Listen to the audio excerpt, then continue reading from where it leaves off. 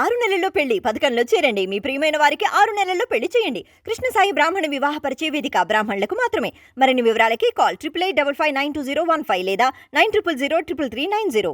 ఒక రకంగా చాలా సంతోషంగా ఉంది. రేపటి రోజు స్వామివారి యొక్క అవతార స్వీకార మహోత్సవాన్ని పురస్కరించుకుని జరుగుతున్నటువంటి పూర్వాంగంగా ఉన్నటువంటి ఈ సభలో మాట్లాడగలగడం నా జీవితం చరితార్థమైనటువంటి ఘట్టం. రెండవది భయంగానూ ఉంది. ఎన్నో సభలలో మాట్లాడాను కానీ ఇప్పుడు నేను భయపడిన సందర్భం లేదు. ఎందుచేత అంటే మౌనంగానే ఉండి సమస్తాన్ని తన యందు నిక్షిప్తం చేసుకుని అనుభవించగలిగినటువంటి ఒక మహాజ్ఞాని ముందు ఆ జ్ఞానస్థితికి మౌనానికి భంగం కలిగిస్తూ వాక్కుని ప్రయోగించడం అంటే దానికి చాలా సాహసం ఉండాలి. అటువంటి తెంపరితనం ఎవరికి ఉంటుంది అంటే ఏమీ తెలియని వాడికే ఉంటుంది. అందుకే ఇక్కడ ఇంత ధైర్యంగా కూర్చుని మాట్లాడగలుగుతున్నాను తప్ప నాకు నిజంగా ఏదో అర్హత ఉన్నది అని కాదు. స్వామివారి యొక్క నిర్హేతుక కృపా కటాక్ష వీక్షణముల చేత ఇవాళ ఇక్కడ కూర్చుని వారి పాద సన్నిధానంలో 4 మాటలు మాట్లాడేటటువంటి భాగ్యం లభించడం మనకి సనాతన ధర్మంలో గమనించవలసినటువంటి ఒక అద్భుతమైన విశేషము ద్యోతకమవుతుంది. ఒకే పరబ్రహ్మము సృష్టి చేస్తుంది. అప్పుడు ఆయనకి బ్రహ్మ అని పేరు. ఆయనే స్థితికారుడై లోకములను రక్షిస్తాడు. అప్పుడు ఆయన పేరు విష్ణువు. అదే పరబ్రహ్మము ఈ జీవులనన్నిటినీ తలలోకి లయం చేసుకుంటాడు. అప్పుడు ఆయన పేరు హరుడు. చాలామంది సృష్టి దగ్గర స్థితి దగ్గర ఏ విధమైనటువంటి అపోహకి లోను కారు. కానీ లయము అనేటప్పటికి అదేదో చంపేసేటటువంటి ప్రక్రియ అనుకుంటారు. కానీ ఎప్పుడూ జ్ఞాపకం పెట్టుకోవలసిన విషయం ఒకటి ఉంటుంది. ఈశ్వరుని యొక్క క్రియాకలాపమునందు కారుణ్యము వినా మరొకటి ఉండదు. సృష్టి చేయడంలో కారుణ్యం. అయ్యో వీడికి ఒక శరీరం ఇచ్చాను, ఈ శరీరంతో శాస్త్రాన్ని గురువుని ఆధారం చేసుకుని భక్తితో కూడినటువంటి కర్మాచరణము చేసి భక్తితో కూడినటువంటి కర్మాచరణము చేత ప్రీతి పొందిన భగవంతుని యొక్క అనుగ్రహము చేత ఇయ్యబడినటువంటి వైరాగ్యము వలన పాత్రతను పొంది ఆ పాత్రత చిత్తశుద్ధిగా మారితే చిత్తశుద్ధి వలన జ్ఞానమును పొంది ఆ జ్ఞానము వలన ఇక మళ్లీ పుట్టవలసిన అవసరం లేని పునరావృత్తి రహిత శాశ్వత శివ సాయుధ్య స్థితిని పొందమని శరీరం ఇచ్చాడు. కానీ మళ్లీ మళ్లీ సంసార లంపటంలో ఇరుక్కుపోయి పరబ్రహ్మమును పొందగలిగినటువంటి స్థితిని మనం కోల్పోతే వీడు ఎటూ పొందలేడు. ఇన్ని లక్షల జన్మలెత్తి పునరపి జననం పునరపి మరణం పునరపి జననీ జఠరీ శయనం ఇహ సంసారే బహుదుస్తారే కృపయాపారే పాహిమురారే అంటారు శంకర భగవత్పాదులు భజగోవిందంలో. వీడు నన్ను పొందలేకపోతున్నాడు, నేనే వీడిని పొందుతానని పరమేశ్వరుడు కొంతకాలం జీవులకు విశ్రాంతినిచ్చి ప్రళయమునందు తాను పొందుతాడు. అందుకే అది మహాకారుణ్యం. ఒక్క తను పొందడమే కాదు, స్వల్పకాలిక ప్రళయము అంటే రాత్రివేళ పట్టేటటువంటి నిద్ర లేకపోతే ఉదయం లేచినప్పుడు ఆకలి వెయ్యదు. ఆకలి వెయ్యకపోతే పదార్థం తీసుకోడు. పదార్థం తీసుకోకపోతే శక్తి ఉండదు. నిద్ర ఆకలి ఒకదాని మీద ఒకటి ఆధారపడతాయి. రాత్రి నిద్రనిస్తాడు కాబట్టి స్వల్పకాలిక ప్రళయం పరమశివుడు చేసేటటువంటి అనుగ్రహం. ఆత్యంతిక ప్రళయము అని ఒకటి ఇస్తాడు. ఆత్యంతిక ప్రళయము అంటే జ్ఞానమును కటాక్షించడం. మహాప్రళయము అంటే జీవులను తనలోకి తీసుకోవడం. ఇవన్నీ కూడా పరమకారుణ్యంతో చేస్తాడు. అందుకే సృష్టికర్తగా స్థితికర్తగా ప్రళయకర్తగా 3 రూపాలలో ఆయన ఏది చేసినా కేవలము కారుణ్యముతో చేస్తాడు తప్ప ఆయన చేసేటటువంటి పనుల యందు ఆగ్రహం అనేటటువంటి మాట ఎన్నడూ ఉండదు. ఈ 3 కలగలిసినటువంటి పదార్థం ఏది ఉన్నదో దానినే పరబ్రహ్మమని పిలుస్తాం.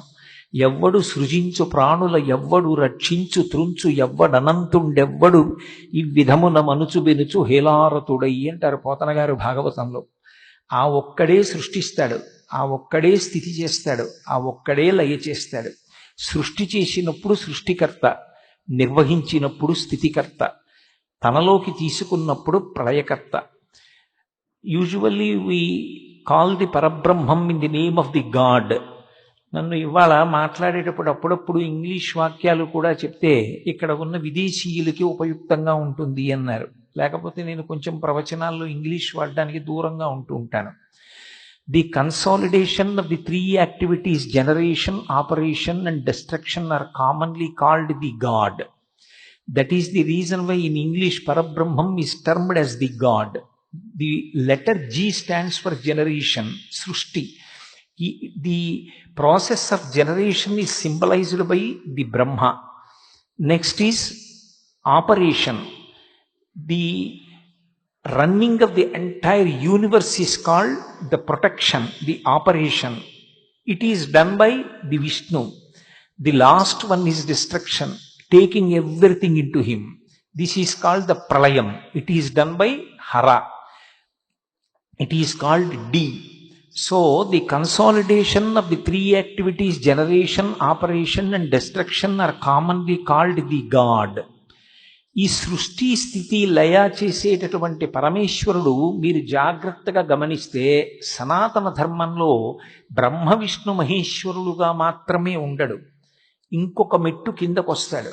ఎవరి కోసం వస్తాడు అంటే 84 లక్షల జీవరాశులలో అలా ఆయన కిందకు వచ్చేది కేవలం మనుష్యుల కోసమే వస్తాడు. ఇక ఏ ప్రాణి కోసం రాడు. ఎందుకు రాడు అంటే మిగిలిన 83,99,999 ప్రాణులకు కర్మాధికారం లేదు. వాటికి శాస్త్రం చదువుకుని శాస్త్ర ప్రకారం కర్మ చేయడము అన్న మాట అన్వయం అవ్వదు. మనుష్యుడు శాస్త్రం చదువుకోవాలి, గురువుగారి పాదములను ఆశ్రయించి గురువు యొక్క ఆజ్ఞ ప్రకారం ప్రవర్తించాలి. అటువంటి మనుష్యుడికి మార్గాన్ని నిర్దేశించడం కోసమని ఆయన కిందకి దిగి గురువుగా వస్తాడు. అందుకే మీరు ఒక సంప్రదాయాన్ని జాగ్రత్తగా గమనించండి. సనాతన ధర్మంలో గురుస్వరూపము కానటువంటిది కేవలము దైవముగా మాత్రమే నిలబడిపోయినది మీకు కనపడదు. మీరు బ్రహ్మగారిని తీసుకోండి. నారాయణం పద్మభువం వశిష్టం శక్తించ తత్పుత్ర పరాశరంచ అనే అద్వైత గురు పరంపరలో బ్రహ్మగారిది ప్రముఖ స్థానం. నారాయణుడి తర్వాత ఆయనదే స్థానం. విష్ణువుని తీసుకున్నారనుకోండి, ఆయన కేవలం ఏదో కృష్ణ పరమాత్మగా శ్రావణ మాసం బహుళపక్షంలో అష్టమి నాటి అర్ధరాత్రి వేళ చీకట్లో పుట్టడానికి కారణం కాకతాళీయంగా ఏదో కర్మచేత నేను పుట్టినట్టుగా ఆయన కూడా పుట్టాడు అని అన్వయం చేయకూడదు. అంత కటిక చీకట్లో ఎందుకు వచ్చాడు అంటే ఆయన జగద్గురువు.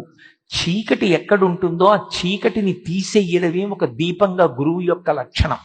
అందుకే కృష్ణ భగవానుడే భాగవతంలో ఒక చోట తన గురువైన సాందీపని మహర్షి గురించి చెప్తూ, తిరివి అజ్ఞానతిమిర ప్రదీపమగుచు అవ్యయంబగు బ్రహ్మంబుననుభవించి భరిత సత్వుండు సత్కర్మ నిరతుడతుల భూసురశ్రేష్ఠుడలగుండు బుధనుతుండు అంటాడు. ఒక దీపం ఉన్న చోట చీకటి ఎలా ఉండదో అలా గురువు ఉన్న చోట ఇక అజ్ఞానం ఉండదు.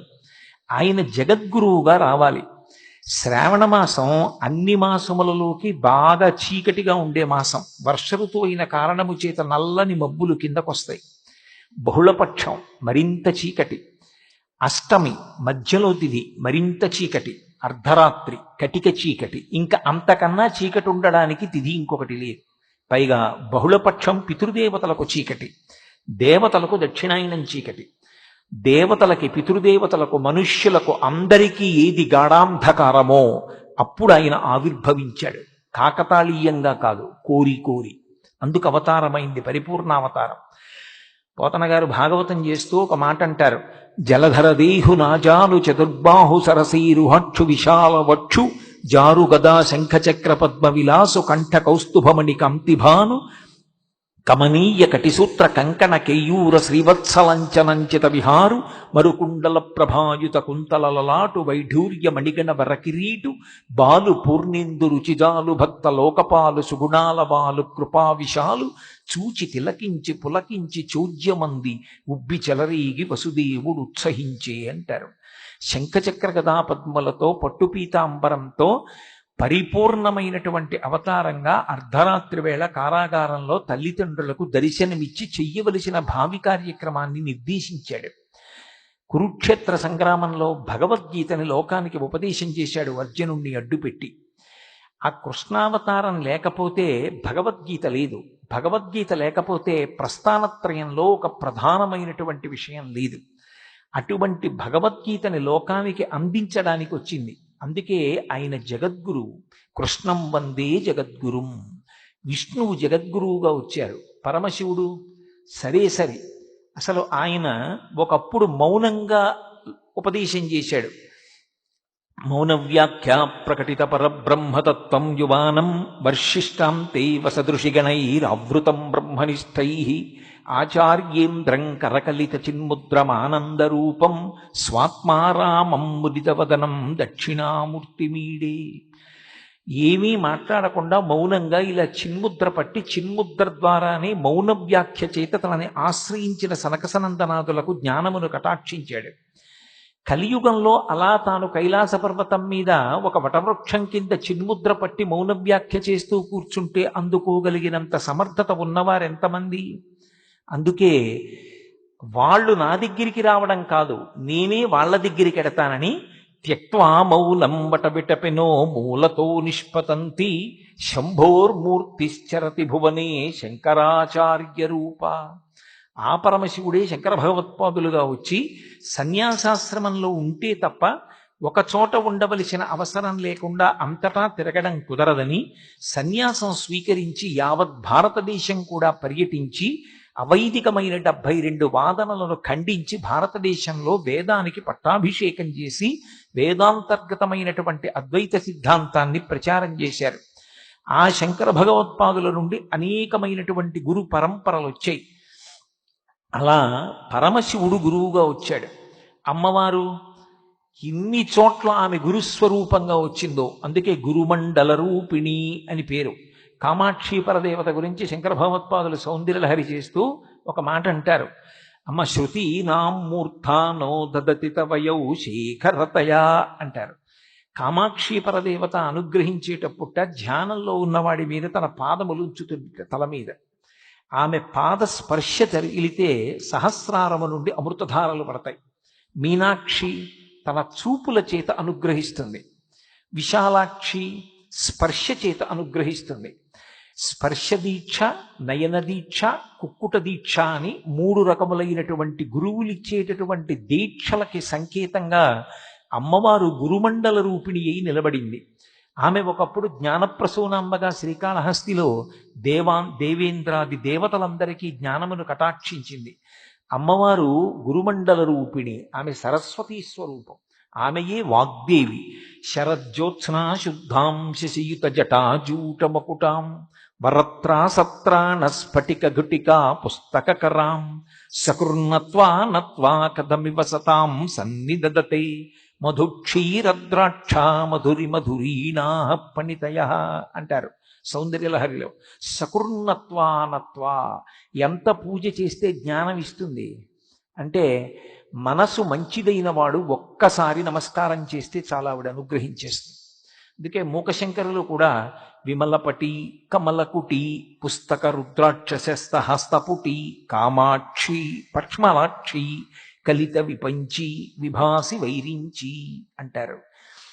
ఇన్ని రకాలుగా ఆ దేవతా స్వరూపాలన్నీ కూడా గురుస్వరూపాలుగా నిలబడ్డాయి. ఇందులో అద్వైత గురు పరంపరలో పట్టాభిషేకం చేసి మాట్లాడబడేటటువంటి ఒక అద్భుతమైనటువంటి గురుస్వరూపం దత్తాత్రేయుల వారి యొక్క స్వరూపం. మీరు ఇందులో ఒక విషయాన్ని గమనించాలి. పరమేశ్వరుడిగా ఆయన నిలబడినప్పుడు ఆర్తో జిజ్ఞాసురర్థార్థి జ్ఞానీచ భరతర్షభ 4 ఇస్తాడు. కానీ సాధారణంగా కోరికలు కోరిన వాళ్ళందరినీ కూడా అనుగ్రహిస్తూ ఉంటాడు. కానీ గురువుగా దిగొచ్చాడనుకోండి, జ్ఞానం కోసం నా దగ్గరికి ఎవరైనా వస్తారా అని ఆర్తితో ఎదురు చూస్తాట. ఆ జ్ఞాన కటాక్షం చెయ్యడం అంటే గురువుకి ఎంత ఆనందం. జ్ఞానమే ఇవ్వగలిగినటువంటి గురువు ఏది ఇవ్వలేరిక? అన్నిటికన్నా పై స్థాయి జ్ఞానాన్ని కటాక్షించడం. ఇక జ్ఞానమునే ఇవ్వగలిగినటువంటి గురువు లౌకికమైనటువంటి కోరికలు తీర్చలేకపోవడం ఏమిటి? తన సంకల్ప మాత్రం చేత గురువులు ఇస్తారు. మీరు సనాతన ధర్మాన్ని పరిశీలనం చేస్తే సనాతన ధర్మ వైభవమంతా గురువుల యొక్క వైభవమే. శివాజీ మహారాజు యొక్క గొప్పతనం సమర్థరామదాసు గారితో ముడిపడింది. మీరు ఎవరిని తీసుకోండి, గురువు గారి పాదముల చెంత అత్యంత వినయంతో నిలబడిన వాడెవరో అదొక్కటే పాత్రత. గురువు గారి దగ్గరికి వెళ్ళినప్పుడు నేను ఇంతవాణ్ణి కాను, నేనెంతవాణ్ణి అన్నమాట గుర్తుపెట్టుకోవాలి. వారి ముందు నేనెంతవాణ్ణి? నా జీవితానికి వారి ముందు నిలబడడం, వారి నీడలో కూర్చోవడం, వారి పాదములను దర్శించడం, వారికి శుశ్రూష చేయడం నా జన్మకి చాలు. ఈ భావన ఎవరు పొందుతారో దానినే పాత్రతగా స్వీకరిస్తారు. అందుకే శంకరులు షట్పదీ స్తోత్రం చేస్తే మొదట అడిగింది అవినయమపనయ విష్ణోహో అన్నారు. నాకు అవినయాన్ని తీసేయి, వినయాన్ని కటాక్షించు స్వామి అన్నారు. ఆ విద్యా దదాతి వినయం, అసలు విద్యకి మారుపేరు వినయం. ఆ వినయము ఉండాలి శిష్యుడి దగ్గర.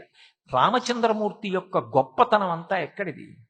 విశ్వామిత్రుడిది, వశిష్ఠుడిది.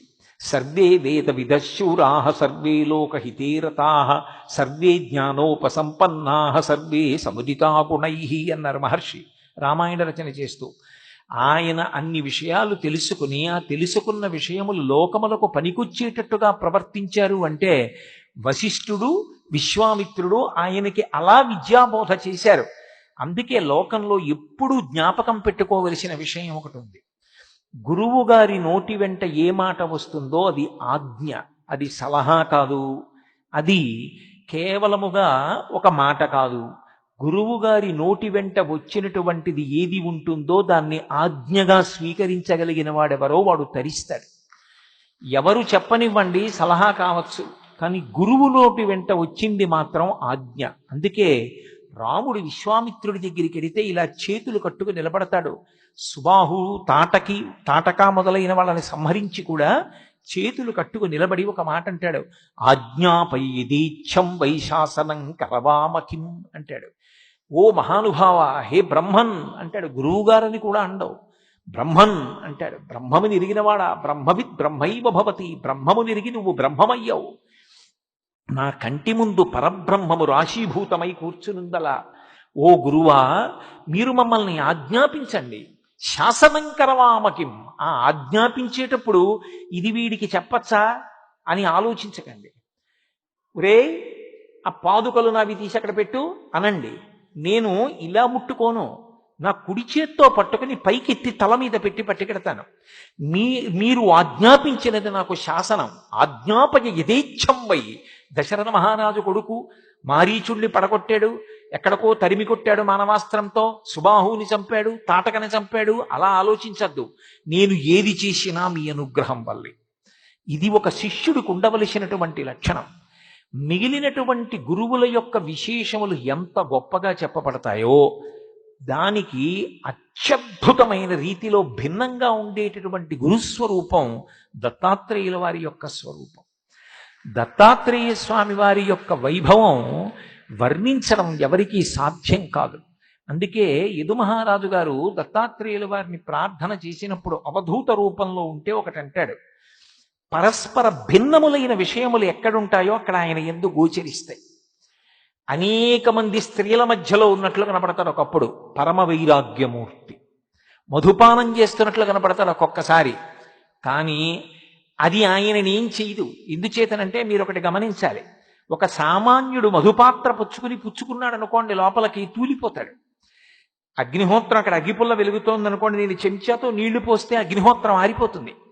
ఒక అరణ్యం కాలిపోతోంది అనుకోండి, నేను చెంచాతో నీళ్లు పెట్టుకెళ్ళి పోశాను అనుకోండి, ఇప్పుడు పంచభూతములలో ఆ భూతధర్మం నిలబడుతుందా? నీరు నిప్పును ఆర్పుతుందా? నేను పోసిన చెంచాడు నీళ్లు అగ్నిహోత్రంలో కాలిపోతాయి, ఆవిరైపోతాయి వెంటనే. అప్పుడు నిప్పునది ఆర్పదు, ఎందుకంటే నిప్పు యొక్క శక్తి అంత తేజోవంతంగా ఉంది. అప్పుడు చెంచాడు నీళ్లు పనిచేయలేదు, ఇంకా నీరు నిప్పును ఆర్పలేదు. అలా అది వెలిగిపోతున్నటువంటి తేజస్సు. అందుకే జ్ఞానానల ప్రభావేన తస్మై శ్రీ గురవై నమః అంటాడు గురుగీతలో పరమశివుడు పార్వతీదేవితో. గురువు మనని అనుగ్రహించడానికి ఒక శరీరంలో కూర్చున్నట్లు కనపడతారు. నిజానికి అది శరీరం కాదు. ఆయన యథారూపంతో కనపడితే మనం హడిలిపోయి పారిపోతాం ఈ మంటపాన్ని విడిచిపెట్టి. అది జ్ఞానానల ప్రభావేన, అది రగిలిపోతున్నటువంటి జ్ఞానాగ్ని. ఆ జ్ఞానాగ్ని అది ఎవరు సన్నిధానంలో ఉన్నారో వాళ్ళందరినీ అనుగ్రహిస్తూ ఉంటుంది. అది కాల్చదు. దేన్ని కాలుస్తుంది అంటే లోపల ఉన్న అజ్ఞానాన్ని కాల్చేస్తుంది. వారి సన్నిధానంలో కూర్చోవడం చాలు. అందుకే గత జన్మంబుల నేమినోచితిమో, యాగశ్రేణులేమేమి చేసితిమో, ఎవ్వరికేమి పెట్టితిమో, ఏ చింతారతిన్ పొద్దుపుచ్చితిమో, ఏ సిద్ధాశ్రమమునం త్రొక్కితిమో, ఇప్పుడు చూడగంటి మిచటన్ కృష్ణార్భకు నిర్భయున్నది యశోద.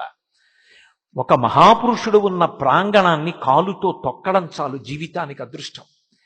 దత్తాత్రేయుల వారి యందు ఉన్న విశేషం మీరు జ్ఞాపకం పెట్టుకోవాలి. కృష్ణుడు పరబ్రహ్మంగా వస్తే కృష్ణుడు ఇవన్నీ ఎక్కడ చదువుకున్నాడు అని అడిగితే సాందీపని దగ్గర అని పూర్తిగా చెప్పడం కష్టం. ఆయన గురువుగా స్వీకరించి గురువుని గౌరవించాడు. కానీ దత్తాత్రేయుల వారి దగ్గర ఒక చమత్కారం ఉంది. కలియుగంలో దత్తాత్రేయుల వారి అవతారం మనం తరించడానికి ప్రధాన మార్గం. ఎందుచేత అంటే ఇప్పుడు నేను ఆ విషయాలన్నీ వివరించడానికి ప్రయత్నించాననుకోండి, సమయం సరిపోదు. నాకు ఒక 30 నిమిషాలు అనుమతించారు చాలు. ఏకశబ్ద సమ్యజ్ఞాత సృష్టప్రయుక్త స్వర్గే లోకే కామదుగ్భవతి. అటువంటి వారి సన్నిధానంలో మాట్లాడడం అంటే దత్తాత్రేయుల వారి సన్నిధానంలో మాట్లాడడం. కాబట్టి ఒక్క విషయాన్ని మనవి చేస్తాను. దత్తాత్రేయుల వారికి ఒకరు కాదు గురువు. అవధూతగా ఉన్నప్పుడు, అవధూతగా ప్రవర్తిస్తున్నప్పుడు ఒక్కొక్కసారి ఒక్కొక్కలా కనపడతారైనా. ఒకప్పుడు అవధూతగా కనపడ్డారు. అవధూత సంప్రదాయం అనేది ఒక సంప్రదాయం. ఆ అవధూత సంప్రదాయంలో దర్శనమిచ్చినప్పుడు యదు మహారాజు గారు మాట్లాడుతుంటే నాకు 24 మంది గురువులు ఉన్నారు అన్నారు. 24 మంది గురువులా అన్నారు. ఎందుకనంటే గురు తత్వంలో ఒక లక్షణం ఉంది. ఆడది ఎలా ఉంటుందో శిష్యుడు అలాగే ఉండాలి అని శాస్త్రవాక్కు. నా భార్య ఉంటుంది ఇంట్లో. నా భార్య ఇంట్లో ఉన్నప్పుడు బంధువులు రానివ్వండి బిడ్డలకి పెట్టినట్టు పెడుతుంది. నా స్నేహితులు రానివ్వండి బిడ్డలకి పెట్టినట్టు పెడుతుంది. నా శిష్యులు రానివ్వండి బిడ్డలకి పెట్టినట్టు పెడుతుంది. తన కడుపున పుట్టిన పిల్లలే రానివ్వండి బిడ్డలకి పెట్టినట్టు పెడుతుంది. ఏది పెడుతున్నా మాత్రం ఒకటి గుర్తుపెట్టుకుంటుంది, ఇలానే ప్రవర్తించడం నా భర్త గౌరవం నిలబడడానికి. భర్త గౌరవాన్ని మాత్రం ఎన్నడూ దృష్టిలో పెట్టుకుంటుంది. దృష్టిలో పెట్టుకుని చేసే ప్రతి పని ఆయన యొక్క ఔన్నత్యానికి. అలా దత్తాత్రేయుల వారు లౌకికమైనటువంటి విషయాల్ని గురువులుగా తీసుకున్నారు. దత్తాత్రేయుల వారి జీవితాన్ని సమన్వయం చేసుకోవడం అలవాటైతే ఎవరో వచ్చి ఏదో చెప్పాలనే భావన పోయి జీవితంలో సంఘటనలు గురువులుగా మారడం అనేటటువంటి స్థితి కలుగుతుంది. ఎందరో మహాత్ములుగా మారడానికి కారణం దత్తాత్రేయుల వారి అనుగ్రహం ఎలా ఉంటుంది అంటే, తను ఒక చోట దెబ్బతింటే దాన్ని గురువుగా తీసుకుంటాడు. దత్తాత్రేయుల వారు ఏదో ఒక రూపంగా కాదు, 3 శిరస్సులతో బ్రహ్మ విష్ణు పరమేశ్వరులుగా 3 రూపాలు కలగలిసిన రూపంగా కనపడ్డారు. అలా దర్శనమిచ్చిన వారు ఒకప్పుడు నైమిషారణ్యంలో వారు దర్శనమిచ్చినప్పుడు అంత అద్భుతంగానూ దర్శనమిచ్చారు. బ్రహ్మ శిరస్సుతో, విష్ణు శిరస్సుతో, శివ శిరస్సుతో 3 శిరస్సులతో దర్శనమిచ్చారు. వారికి గురువులు 24 మంది. అంటే ఎలా ఉంటారు? శిష్యుడు ఆడది ఒకలా ఉండాలని నేను ఇందాక అన్నా కదా. గురువు గారు ఒక్కడే ఉంటాడు, పతి. ఇంటికి వచ్చేటటువంటి వాళ్ళు చాలా మంది ఉంటారు, అందరికీ అన్నం పెడుతుంది. అలాగే ప్రధానమైన గురువు ఎవరో ఆ గురువు పతి వంటి వాడు. మిగిలిన వాళ్ళు ఆదరభావం ఉంటుంది. ఆ గురువుల దగ్గర కూడా మంచి మాటలు నేర్చుకోవాలి, విమర్శ చెయ్యకూడదు గురువుల యందు. అందుకే దత్తాత్రేయుల వారు నాకు 24 మంది గురువులు ఉన్నారన్నారు. 24 మందా? ఎవరు వాళ్ళు? ఎక్కడ నేర్చుకున్నారు మీరు ఈ పాఠాలన్నీ అంటే ఆయన 24 మంది పేర్లు ఒక శ్లోకంలో చెప్పారు. ఆయన అన్నారు, పృథిర్వాయురాకాశ ఆపోరగ్ని చంద్ర రవి. అక్కడికి 7 గురువులు. ఒకటి పృథివి అంటే ఈ భూమి, గాలి, ఆ తర్వాత ఆకాశం, నిప్పు, నీరు, సూర్యుడు, చంద్రుడు, కపోతము అంటే ఒక పావురము, అలాగే అజగరము అంటే ఒక కొండ చిలవ. కపోతాజగర, అజగరము, ఆ తర్వాత సింధు సముద్రం, ఆ తర్వాత మధుకృత్ తేనెను తయారు చేసేటటువంటి తేనెటీగ, అన్ని చోట్ల నుంచి తెచ్చి తేనె పట్టులో పెట్టేటటువంటి ఒక తేనెటీగ. పతంగ ఒక దీపపు పురుగు. దీపపు పురుగుని దత్తాత్రేయుల వారు గురువుగా స్వీకరించారు. అది ఆశ్చర్యం. పతంగం, తర్వాత మధుకృత్, గజ ఏనుగు నాకు గురువు. అలాగే మధుహ హరిణో మీన తేనె పట్టుని పడగొట్టి తేనె తీసుకెళ్ళిపోయేటటువంటి వాడు. అలాగే హరిణో లేడి, అలాగే మీనః చాప, పింగళ ఒక వేశ్య, పింగళ అనబడేటటువంటి పేరు కలిగినటువంటి వేశ్య. అలాగే ఒక పక్షి, ఒక లకుముకు పిట్ట అంటారు, ఆ పక్షి కుర్రము, ఆ పిట్ట అర్భకుడు. చిన్నవాడైనటువంటి చిన్న బాలుడు, ఆ బాలుడు నాకు గురువు. ఇక చిట్ట చివరి పాదంలో కుమారి, పెళ్లి కానటువంటి ఒక కన్య, శరకృత్, బాణములు తయారు చేసేటటువంటి వాడు, సర్పహ, పాము, అలాగే ఊర్ణనాభి, సాలెపురుగు, సుపేనకృత్, సుపేశకృత్, చిట్ట చివర నాకు భ్రమర కీటకములు. ఈ 24 మంది నాకు గురువులు. ఇప్పుడు నేను 24 మంది గురించి చెప్పను, కానీ ఒక్క విషయాన్ని కొద్దిగా మనవి చేసే ప్రయత్నం చేస్తాను. అందులో పరమ గంభీరమైనటువంటి ప్రతిపాదన ఉంది. మీరు ఈ గురువుల్ని జాగ్రత్తగా పరిశీలనం చేస్తే ఇవి అన్ని ఆశ్రమాలలో పనికొచ్చేటటువంటి వాళ్ళకి చెప్పారు. బ్రహ్మచారికి, గృహస్థుకి, వానప్రస్థుకి, సన్యాసికి, ఏ ఆశ్రమాన్ని విడిచిపెట్టకుండా అన్ని ఆశ్రమములలో ఉన్న వాళ్ళకి గురుత్వానికి పనికొచ్చేటట్టుగా ప్రకృతిలోంచి స్వీకరించారు. నేను గృహస్థు గురించి మాట్లాడతాను, మనందరం ఇక్కడ ఎక్కువ మంది ఉన్నాం కాబట్టి. కపోతం గురించి చెప్పారు. ఒక పావురం ఒకటి ఉన్నది, అది చెట్టు మీద కాపరం ఉంటుంది. దానికి ఓ భార్య, ఆడపావురం. ఆ ఆడపావురం గుడ్లు పెట్టింది, గుడ్లు పెట్టి పొదిగింది. పొదిగినప్పుడు పిల్లలయ్యాయి. ఈ మాటలని, దత్తాత్రేయుల వారు చెప్పిన మాటల్ని మీరు మామూలుగా తీసుకోకూడదు, ఇందులో చాలా పెద్ద గాంభీర్యం ఉంటుంది. పక్షి గుడ్డు పెట్టిందండి, పక్షికి ఏ జ్ఞానం ఉంది?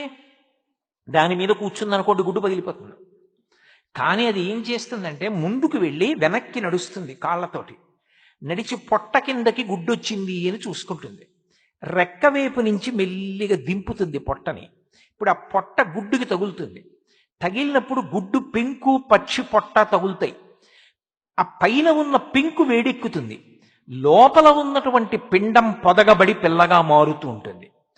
అప్పుడు పక్షి కళ్ళు అద్భుతంగా ఇలా అరమోట్పుగా మూస్తుంది. ఇదే రామకృష్ణ పరమహంస అంటారు.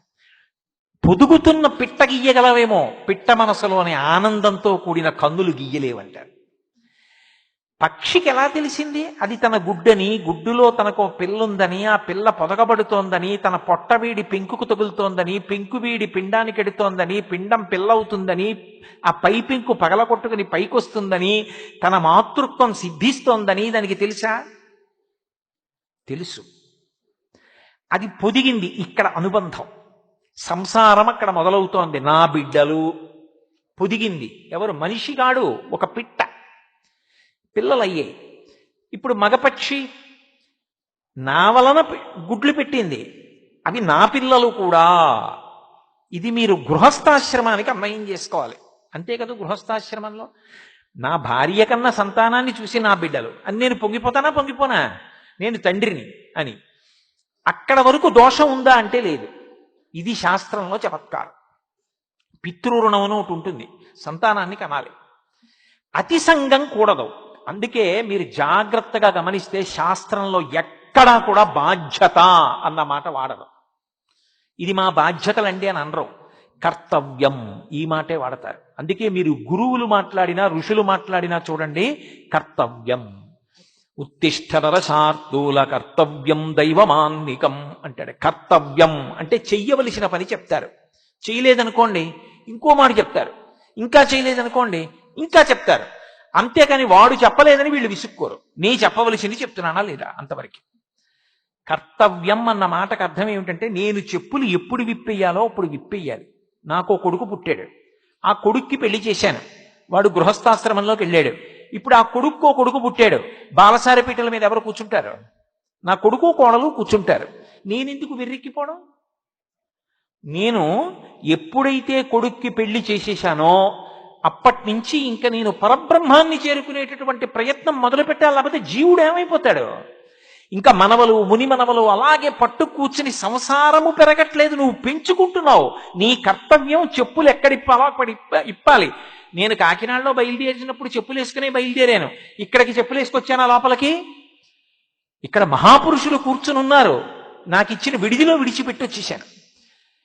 ఎక్కడ విడిచిపెట్టాలో అక్కడ విడిచిపెట్టాలి, ఎంతకాలం పట్టుకోవాలో అంతకాలం పట్టుకోవాలి. పట్టు విడుపు దీనికే కర్తవ్యం. అది రాలేదు పావురానికి. నా పిల్లలు వెళ్ళింది, ఏదో పదార్థం తెచ్చింది, నోట్లో పెట్టింది, అవి కులకలకలకలు ఆడుతున్నాయి, అది సంతోషపడిపోతోంది, మగపిట్ట సంతోషపడిపోతోంది. కాలం అన్నది ఒకటి ఉంటుంది కదూ.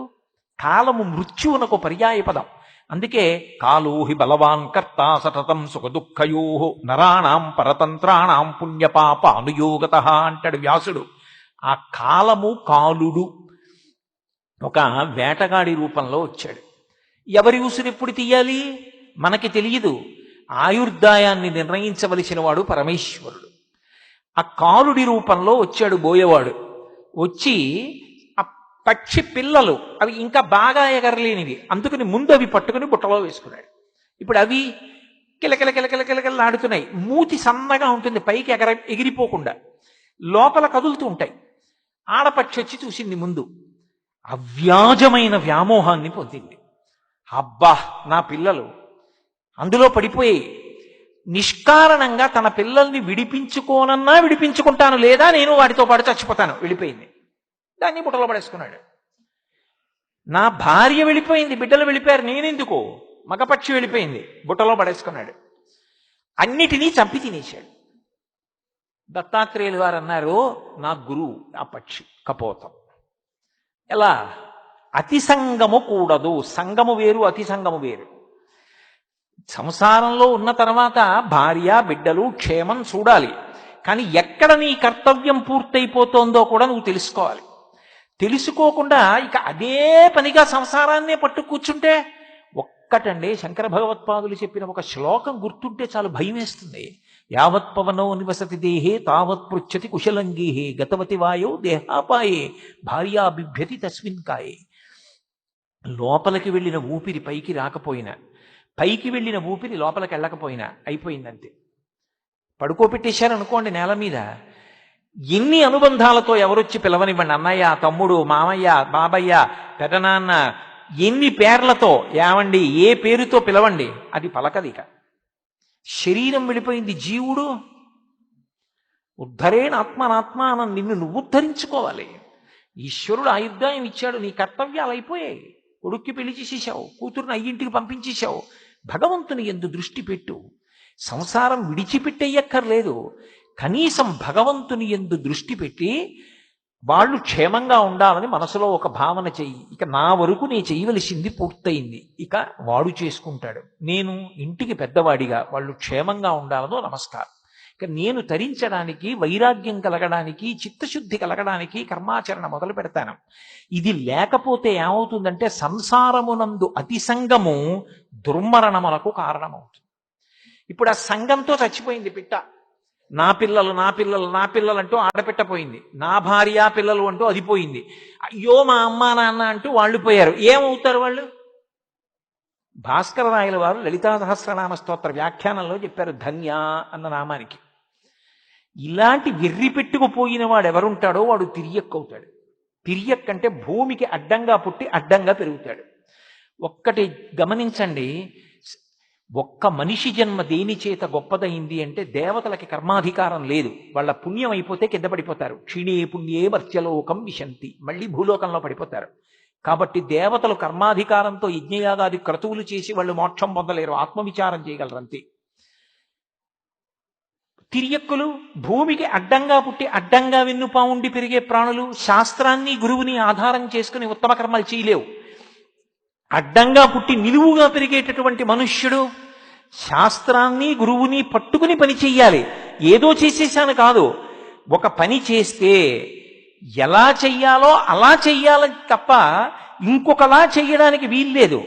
అయినప్పుడు ఆ రెండిటినీ ప్రమాణంగా తీసుకోవాలి. గురువుని శాస్త్రాన్ని తీసుకుని చెయ్యవలసిన పని చేసినటువంటి మనుష్యుడు అపారమైనటువంటి పుణ్యాన్ని మూట కట్టుకుని దేవేంద్ర పదవిలో కూర్చోగలడు. నాకు పుణ్యమూ వద్దు, పాపమూ వద్దు, జ్ఞానాగ్ని దగ్ధ కర్మాణం, అన్నీ ఉమామహేశ్వర పరబ్రహ్మార్పణమస్తు. నేను చేసిన ఈ కర్మలన్నీ చిత్తశుద్ధికి పనికి రావాలి. చింతపండుతో చారు పెట్టుకోవచ్చు, చింతపండుతో ఇత్తడి గిన్నె తోముకోవచ్చు. ఇత్తడి గిన్నెతో తోమింది ఇత్తడి గిన్నె యొక్క యథారూపాన్ని ఇస్తుంది. దానికి కొత్త కాంతి తేలేదు, ఉన్న కాంతి పైకొచ్చింది. పులుసులో చారులో వేసుకుంటే ఓ పూట తాగచ్చు. పుణ్యమని వాడుకుంటావా, కాస్త సుఖంగా వస్తుంది. కాదంటావా, చిత్తశుద్ధి అయితే జ్ఞానమునకు కారణమై జ్ఞానము మోక్షమునకు కారణమవుతుంది. యథారూపం ప్రకాశిస్తుంది అంతే మోక్షం అంటే. కొత్తగా ఏదో రాదు అద్వైత సంప్రదాయంలో. యథాస్థితి అనుభవమునకు దక్కుట అంతే. అయినప్పుడు మనుష్యుడు జ్ఞానమును పొంది మోక్షమును పొందగలడు, పుణ్యకర్మల చేత దేవతా పదవి పొందగలడు. ఇంత గొప్ప మనుష్య జన్మ పొంది దాన్ని ఎందుకో పనికి మాలినటువంటి రీతిలో సంసారమునందు సంగము పెట్టేసుకుని అతి సంగముతో చిట్ట చివరికి మళ్ళీ కొన్ని లక్షల జన్మలు తిరియక్కుగా పుడతాడు భూమికి అడ్డంగా. ఏమో ఉచ్చేసి పట్టుకుంటారో, ఈట పెట్టి పొడుస్తారో, కత్తి పెట్టి నరుకుతారో, బాణం వేసి కొడతారో, కాళ్ళు చేతులు కట్టి తీసుకెడతారో, కంఠాన్ని కత్తితో నరుకుతారో, చచ్చిపోవడానికి కూడా స్వేచ్ఛ ఉండదు. ఎలా అవ్వాలనుకుంటున్నావు నీ చేతిలో ఉంది. దాన్ని ఈశ్వరుడి మీద నెపం పెట్టకు. ఈశ్వరుడి మీద పెట్టి సాధించేది లేదు. నీకు మనుష్య జన్మ వచ్చిన తరువాత నువ్వు సంగమును పరిశీలించుకోవాలి.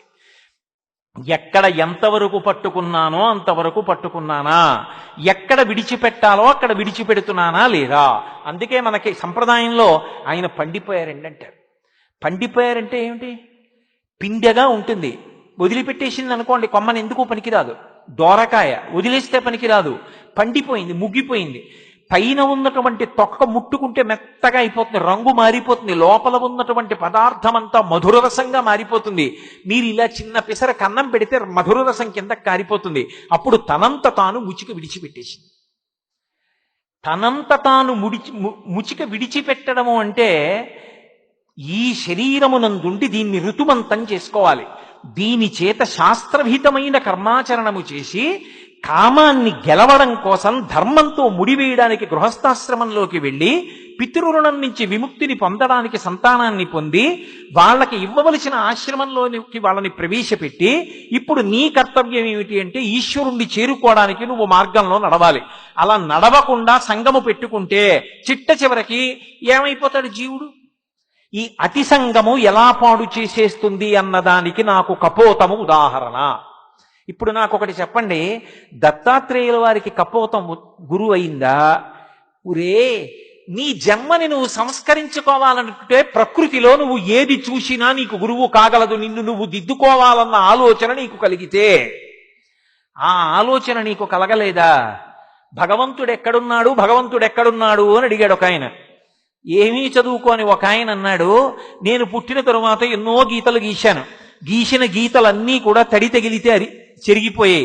కానీ ఏ మహానుభావుడు ఏ బులి పెట్టి గీశాడో, నేను పుట్టినప్పుడున్న ఈ గీతలు ఎన్ని మాటలు కడిగినా పోలేదు.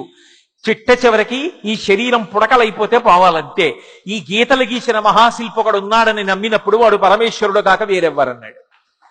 నమ్మకం అనేటటువంటిది, విశ్వాసం అనేటటువంటిది పరబ్రహ్మం. అందుకే శాస్త్రమునందు గురువునందు మొట్టమొదట ఆ విశ్వాసము ఏర్పడితే తప్ప మనిషి తరించడు. అందుకే పుట్టినరోజు ఎవరెవరిది జరపాలి అంటే తన పుట్టినరోజు తాను చేసుకోవాలి. పెళ్లి రోజు అవి చేసుకోమని లేదు, పుట్టినరోజు చేసుకోవాలి. అలాగే దేవతల యొక్క పుట్టినరోజు చెయ్యాలి. మొన్న హనుమత్ జయంతి వచ్చింది, చేశాం. అలాగే కృష్ణాష్టమి వస్తుంది, చేస్తాం. మహాశివరాత్రి వస్తుంది, చేస్తాం. మూడవది గురువు గారి పుట్టినరోజుకి శిష్యులందరూ ఆ ప్రాంగణానికి వెళ్ళి గురువుగారు ఏ రోజున అవతార స్వీకారం చేశారో, ఆయన మన కోసమని కర్మ చేయడానికి రాలేదు శరీరంతో, మనని ఉద్ధరించడానికి వారు వచ్చారు. వారు వచ్చి అలా కూర్చుని మనని అనుగ్రహిస్తున్నారు. వారి మాట ఒక్కటి చాలు. నాబోటిగాడి మాట కొన్ని గంటలు చెప్పినా ప్రయోజనం ఎక్కువ ఉండదు. అరణ్యంలో కాకి కూస్తూనే ఉంటుంది, ఏమిటి ప్రయోజనం? ఎవరికి బంధువులు వస్తారని సంతోషించాలి? సింహం గుహలోంచి ఒక్కసారి అరుస్తుంది, అంతే, సింహ గర్జన, అన్ని గుహల్లోకి పారిపోతాయి. గురువు ఎంత మాట్లాడాలి? మాట్లాడక్కర్లేదు, అలా కూర్చుంటే చాలు, సింహ గర్జన. ఆయన్ని చూస్తే చాలు, ఆయన ఒక్క మాట అంటే చాలు, ఆయనకో నమస్కారం పెడితే చాలు. ఆయన ఏ రోజు అవతార స్వీకారం చేశారో, నేను ఆయన పుట్టినరోజు అన్న మాట వాడగలిగినంత సాహసం చేయలేను. పుట్టడం కర్మ చేసుకున్నవాడు కర్మను అనుభవించడానికి పుడుతూ ఉంటాడు. అలా పుట్టినవారు కారు. అలా పుట్టినవారైతే దాదాపు 3 దశాబ్దాల క్రితం కీకారుణ్యంలో ఉన్న ఈ ప్రదేశంలోకి వచ్చి తన సంకల్ప మాత్రం చేత ఇంత దివ్య భూమిగా ఎలా మార్చగలిగారు? ఆ సంకల్ప బలం లేకపోతే, ఆ తపోశక్తి లేకపోతే, ఎంత తపశ్శక్తి లేకపోతే ఇవాళ ప్రపంచ పటంలో ఉన్న అన్ని దేశాల వాళ్ళు గణపతి సచ్చిదానంద స్వామీజీ అన్న పేరు వినపడ్డంత మాత్రం చేత ఏదో తిక్కన గారి విరాట పర్వతంలో చెప్పినట్లు ఏదో నీరజాకరములు నిష్ఠయి చేసిన భవ్యత పంబు ఫలమనంగ దినసముఖాకినందిత చక్రయుగ్మకంబులయునురాగంపు బ్రోవనంగ హరిహర బ్రహ్మ మహానుభావంబులొక్కటింగాగరగిన గట్టియనగా అతుల వేదత్రయ లతికాచయము పెరుబొందం పుట్టెడు మూలకందమనగా జన సమాజ హృదయ కరపుట సరోజములకు ముకుళనంబును జృంభణంబును నొచ్చు భానుబింబంబు పూర్వాగ్రిపై విలింగే అంటాడు. గణపతి సచ్చిదానంద స్వామీజీ అన్న పేరు విన్నంత మాత్రం చేత లోకంలో ఎవరిచే రెండు చేతులైనా ఇలా ముకుళించుకుంటాయి, ఇలా నమస్కరిస్తారు. అంతటి కారణజన్ముడుగా ప్రభవించాలి అంటే అది సామాన్యమైన పుట్టుక ఎలా అవుతుంది? అదొక అవతార స్వీకారం. అటువంటి మహావతారం ఒకటి నడుస్తున్న రోజుల్లో అటువంటి ఒక మహాపురుషుడు ఈ భూమి మీద నడయాడుతున్న కాలంలో వారు తిరిగిన చోట తిరిగి, వారు ఉన్న చోట కూర్చుని మాట్లాడి, వారి పాదపద్మములను దర్శించి, వారి మాట విని, వారిని చూసి వెళ్ళగలిగినటువంటి భాగ్యమే అద్భుతమైతే, వారు అలా అవతార స్వీకారం చేసిన రోజున వెళ్ళి ఒక్కసారి నువ్వు ఆ ప్రాంగణంలో నిలబడి నమస్కరించి వెళ్ళిపోతే చాలు, నీ జన్మ ధన్యం అయిపోయిందని. అందుకే గురువు యొక్క అవతార స్వీకార దినోత్సవానికి వెళ్ళాలి. అయితే దేనికైనా ప్రాప్తం అనొకటి ఉంటుంది, ఆ సమయం వస్తే తప్ప జరగదు. నేను సిగ్గుపడ్డా ఇందాక పూర్ణచంద్రరావు గారు వీడిని 3 ఏళ్ల నుంచి రమ్మంటున్నామండి, వీడి ఇవాళ ఊడిపడ్డాడు అన్నారు. ఆయన అన్నారు, స్వామీజీ ఇలా చూపించి దత్తుడి అనుగ్రహం ఇప్పటికి కలిగింది అన్నారు. స్వామి నా జన్మధన్యం అన్నారు. నిజం కదూ, 3 ఏళ్ల నుంచి వద్దాం అనుకుంటున్నాను, రాలేకపోయాను. నాకేం రాకూడదని కాదు, రావాలని ఆర్తి ఉన్నా రాలేకపోయాను. ఇప్పటికీ నా జన్మ పండిందంటలేదు, వారి అనుగ్రహం లాగిందంటున్నాను. వీడంతట వీడెటూ రాలేడురా, నేను లాగుతానని లాగారు, వచ్చి పడ్డాను. కాబట్టి ఇంత మహోత్కృష్టమైనటువంటి వేళలో రాగలగడం ఒకెత్తైతే, అసలు ఈ పీఠానికి తన జీవితాన్ని అంకితం చేసేసి రాజమండ్రిలో లెక్చరర్గా చేస్తున్న రోజుల్లో మాతో రైల్లో వస్తుండేవారు. ఆ పుస్తకాలు చేత్తో పట్టుకుని ఏమి చిరునవ్వు, ఎంత ప్రేమైకమూర్తో, ఎంత స్నేహభావనో మా సుబ్బయ్య దీక్షితులు గారిది. నేను వచ్చినప్పటి నుంచి అడుగుతున్నవారు ఏదని. అటువంటి సరస్వతీ స్వాధీనుడు కింద కూర్చుని నన్ను పైన కూర్చోపెట్టి, నాకు మోకాళ్ళు నిప్పున్నాయి, నేను కుర్చీలో కూర్చుని మాట్లాడుతూ ఉంటాను, కానీ స్వామి సన్నిధానంలో కింద కూర్చుని మాట్లాడతానండి అన్నాను. ఆయన అన్నారు, నాకన్నా కిందే ఉందివు కానివని బల్లేసుకుని కుర్చీ వేసుకుని పైకి ఎక్కారు. ఏమి కారుణ్యం! నువ్వు కిందే ఉన్నావుగా, నేను పైనే ఉన్నానుగా. ఓ చిన్న గీత కింద పెద్ద గీత గీసి, చిన్న గీత ఓ గీతని చిన్న గీత చెయ్యాలంటే కిందో పెద్ద గీత గీస్తే చాలు.